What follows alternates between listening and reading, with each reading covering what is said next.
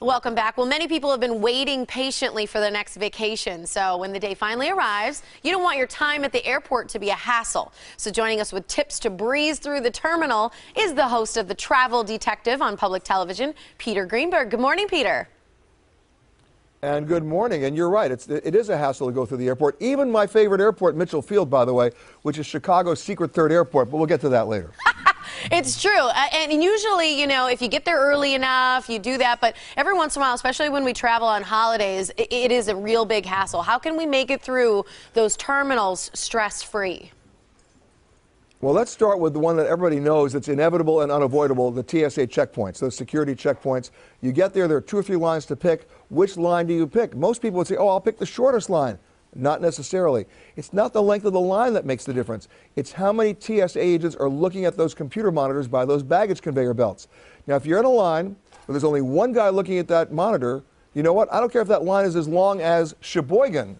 You pick that line. And the reason is, you like the little Wisconsin reference? I did. But the reason is because that line's going to move. The other line, if it has 2 security guys watching that monitor, guess what that means? They're training one of those guys. And every single bag's going to be stopped for like 5 minutes. You don't want to be on that line unless you have a copy of War and Peace and you're reading it because you're going nowhere. You want to save 15 to 20 minutes? Pick the line that only has 1 TSA agent looking at the monitor. That is a great tip. I have never thought of that. I've always gone for the shortest line. Are there other tricks to that security line? Because, you know, I've always tried to follow people that look like they're typical travelers, that they travel a lot. Is that a good judge, or is it really always just look at the person who's looking at the monitor? In a perfect world, you want 2 lines, amateurs and professionals, but we don't have that. You really just want to basically dress for success after you clear security. Undress as much as you can, put everything in Ziploc bags. Nobody's going to care what you look like anyway, and dress when you get through security. You'll save 5 to 10 minutes, not just for you, but everybody behind you in line as well. So that's one thing. Then comes the departure board, one of my pet peeves. You always look at the departure board. We're creatures of habit. We do it. But the departure boards haven't told the truth in 47 years.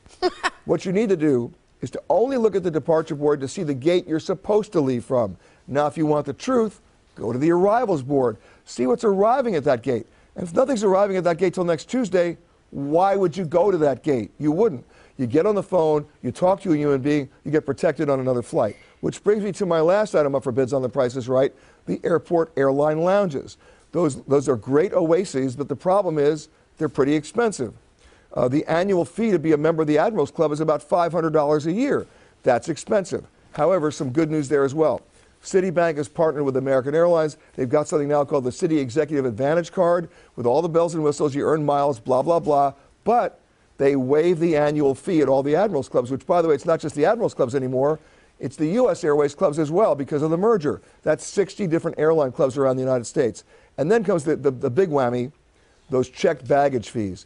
Guess what? If you got this card, they waive those too, not just for you, but for anybody traveling with you. So if you're a family of 4, you just saved $240 every time you've done a round trip because you didn't have to pay those fees. So that's a win-win. You saved us time and money, Peter. We're out of time, but do you have a website we can visit for more info?